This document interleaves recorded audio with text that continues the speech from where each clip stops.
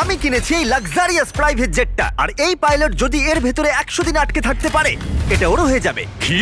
মজা করছি না, আমি এই প্রাইভেট জেটটায় $2.5 মিলিয়ন খরচা করেছি, আর একবার ভেতরে ঢুকলে 100 দিন কিন্তু শুরু হয়ে গেল। ও মাই গড। আর এখন এই 100 দিনের চ্যালেঞ্জের প্রথম ঘন্টা শুরু হয়েছে।